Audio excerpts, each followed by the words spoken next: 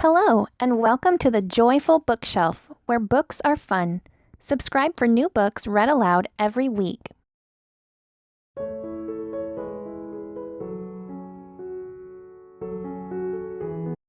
Goodnight, Goodnight Construction Site by Sherry Dusky Rinker and Tom Lichtenheld. Down in the big construction site, the tough trucks work with all their might to build a building, make a road, to get the job done, load by load. The sun has set, the work is done. It's time for trucks to end their fun. So one by one they'll go to bed, to yawn and rest their sleepy heads, then wake up to another day of rough and tough construction play. Working hard to help his team, crane truck raises one last beam. Reaching, stretching, lifting high, he swings the beam into the sky. He'll set it down right on its mark, then off to bed. It's almost dark. He slowly folds his boom back in, and then with one last sleepy grin, he tucks himself in nice and tight. Then cuddles up and says goodnight. Shh, goodnight, crane truck, goodnight. Spinning, churning all day long, cement mixer sings his whirly song. Now yawn, he's weary and so dizzy from the fun that keeps him busy. With one last spin, he pours the load. He's ready now to leave the road. He takes a bath, gets shiny bright, pulls up his chute, turns off his light. He cuts his engine, slows his drum, and dreams sweet dreams of twirly fun. Shh! Good night, cement mixer. Good night. Dump truck loves to work and haul. He carries loads both big and small. He moves the dirt from place to place, then dumps it with a happy face. One final load spills on the heap. Crunch! Now dump truck's tired and wants to sleep. He lowers his bed, locks his gate, rests his wheels, it's getting late. He dims his lights, then shuts his doors, and soon his engine slows to snores. Shh! Good night, dump truck, good night. Pushing with his mighty blade, bulldozer works to smooth the grade. He clears the way to level ground and fills the air with thunderous sound. Roar! No one's as tough and strong as he, but now he's sleepy as can be. He puffs some smoke out of his stack, turns off his engine, stops his track. He curls into his soft dirt bed and dreams of busy days ahead. Shh! Good night, bulldozer, good night. Scooping gravel, dirt, and sand, excavator shapes the land. He digs and lifts throughout the day. Arr! But now it's time to end his play. A few more holes to dig and soon he'll roll to bed beneath the moon. He twirls upon his bumpy track, pulls up his boom, stretches his back. He sets his scoop down on the ground and snuggles up without a sound. Shh! Good night, excavator, good night. These big trucks, so tough and loud, they work so hard, so rough and proud. Tomorrow is another day, another chance to work and play. Turn off your engines, stop your tracks, relax your wheels, your stacks and backs. No more huffing and puffing, team. It's time to rest your heads and dream. Construction site all tucked in tight. The day is done. Turn off the light.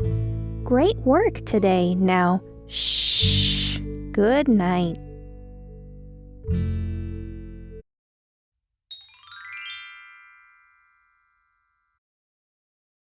Steam Train, Dream Train by Sherry Dusky Rinker and Tom Lichtenheld. Through the darkness, clickety-clack, coming closer down the track. Hold your breath so you can hear, huffing, chuffing, drawing near. A whistle blares out in the night, a mighty engine, wondrous sight. The smokestack puffs, the big wheels grind, the trusty tenders close behind. Cling-clang, the bell rings out on top. Hissing steam, brakes squeal, then stop. The driver signals to the crew. Each worker knows just what to do. Quick, before it gets too late, start to load up all the freight. Everything will soon be stowed, a train car matched to every load. The crew slides back the boxcar doors and tumbles in to start their chores. They whirl, twirl, cartwheel, jump, but cargo's stowed without a bump. Things that rock and roll and spin, all are juggled safely in. The freight is loaded as they play. They work and bounce the night away. Building blocks, erector sets, bikes and kites and model jets. The boxcars made to safely haul almost anything at all. The hopper's top is open wide so cargo can be poured inside. The crew hops to it, one and all. They get to work and have a ball.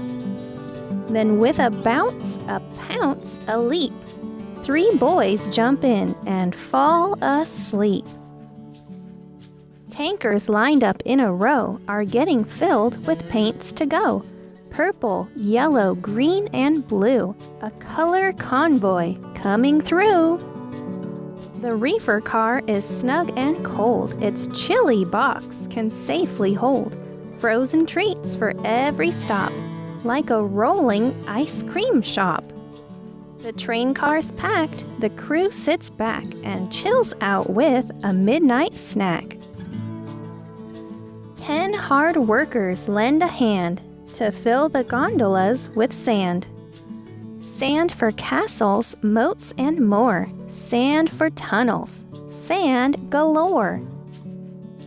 Stacked up on the auto rack, 6 race cars for a private track. Rainbow colors, flames, and stripes. Shiny engines, chromy pipes. The auto rack will gently keep these fast, fast cars all fast asleep. The well cars carry giant beasts, munching on enormous feasts. Brachiosaurus likes the view, while T-Rex gets a bone to chew. The flatbed cars are rolling beds. The weary crew can rest their heads and settle in and tuck in tight. Their work is finished for the night. The red caboose is last in line. From the lookout, all looks fine. The freight and crew are tucked away. The next stop is another day. A hiss, a jolt, a shift and sway. Now the journey's underway. The train's departing, car by car. The headlight fades into the stars, puffing, chuffing, out of sight. Steam train, dream train. Shh. Good night.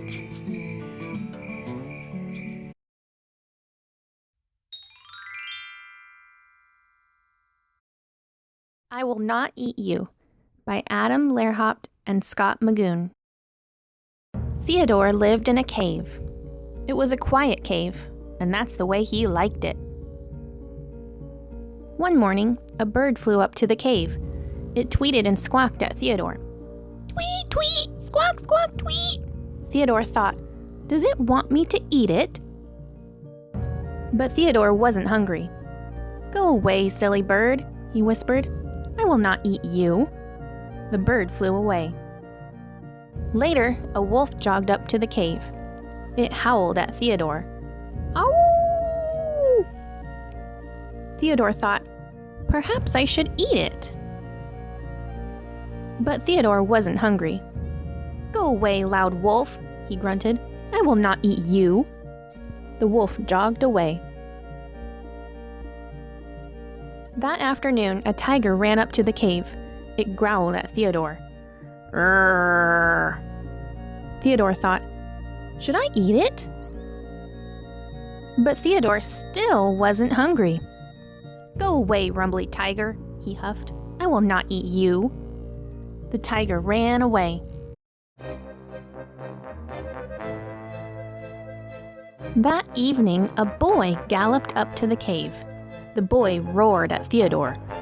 "Roar!" "Seriously?" thought Theodore.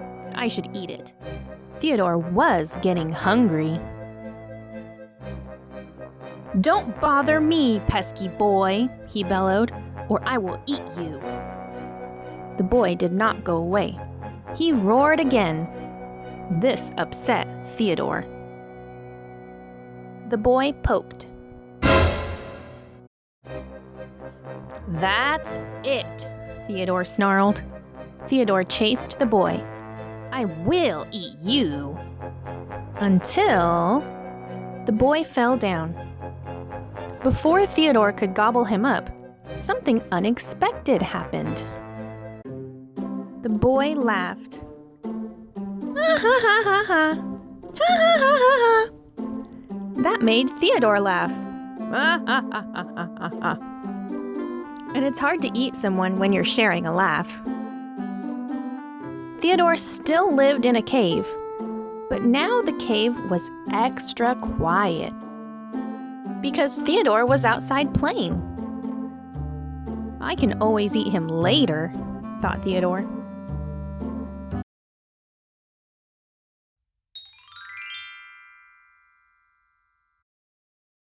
Little Otter Learns to Swim, written by Artie Knapp, illustrated by Guy Hobbs. Little Otter started to quiver. She was scared of the mighty river. It was the first time away from her den, but Mother Otter told her to jump in. Then Little Otter was having fun, splashing about in the summer sun. Her first swimming lesson was about to begin. Little Otter's excitement caused Mother to grin. Mother Otter was patient and taught her pup with love. They swam underwater and floated above. Diving practice came next as Little Otter dove off logs. It's a great way to sneak up on unsuspecting frogs. When lessons were done, it was time for a rest. Little Otter lay snug against Mother's chest. The next few weeks were more of the same, swimming, diving, and playing water games. One morning, Mother said she'd return in a hurry, but seeing a bobcat made Little Otter worry. The bobcat was young too. It stared and hissed. Then an eagle swooped down, but luckily missed. Little Otter was frightened and dove underwater. Although afraid, she was a proud otter's daughter. When she came up, Mother was still away, so Little Otter ran home to hide for the day. Mother Otter returned and listened intently. She comforted her pup and spoke to her gently. "The river," said Mother, "is the safest place to be, away from their predators like wolf and coyote." At dawn, Little Otter hurried back to the river. The moon was still lighting the sky with a sliver. The river was where Little Otter longed to be. There she was home, with great company.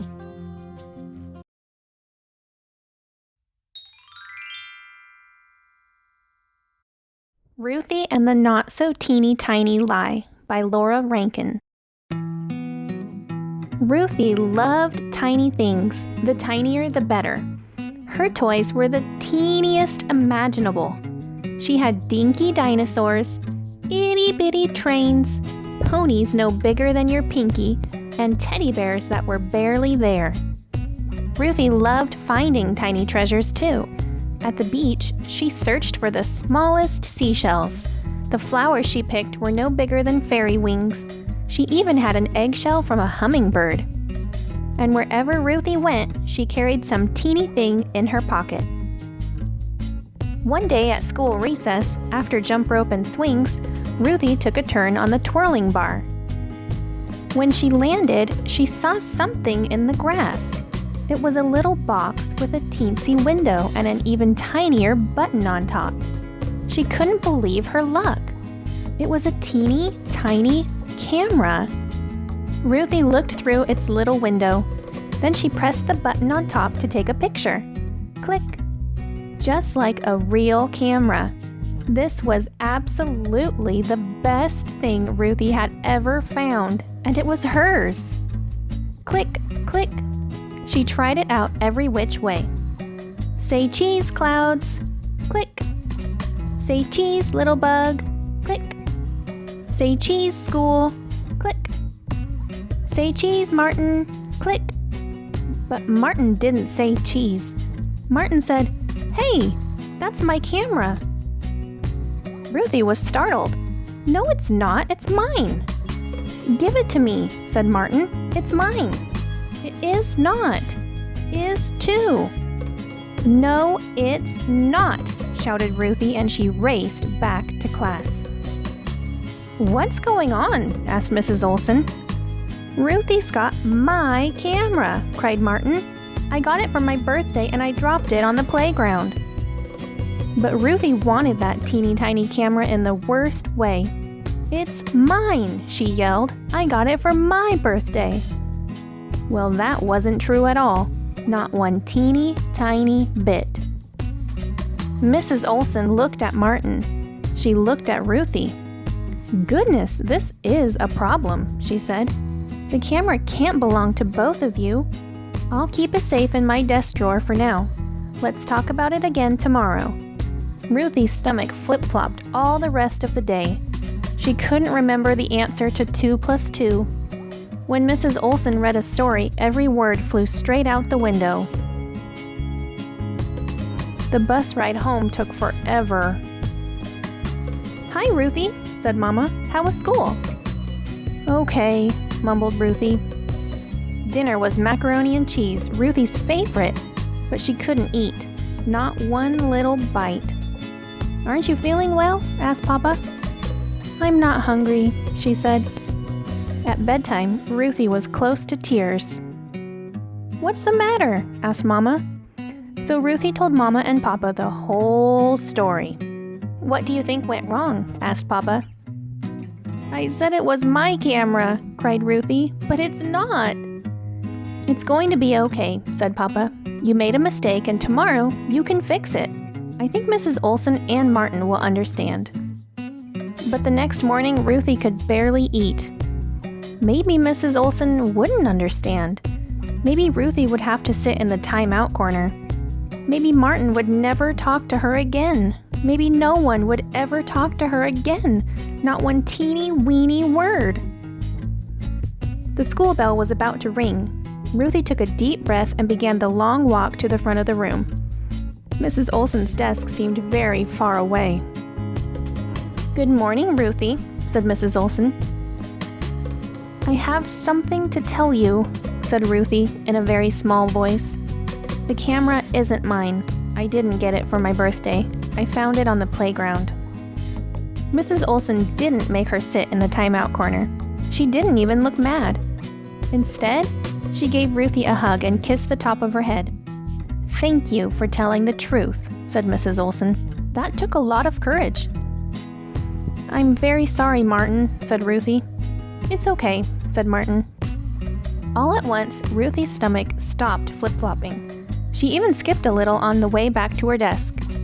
She got the right answer in 3 + 7 in math. After lunch, Mrs. Olson read the funniest story Ruthie had ever heard. And on the short bus ride home, Ruthie realized she didn't miss the teeny tiny camera, not one teeny tiny bit. Thank you for watching The Joyful Bookshelf. If you liked today's video, be sure to give it a thumbs up and don't forget to subscribe so you don't miss any of my new videos.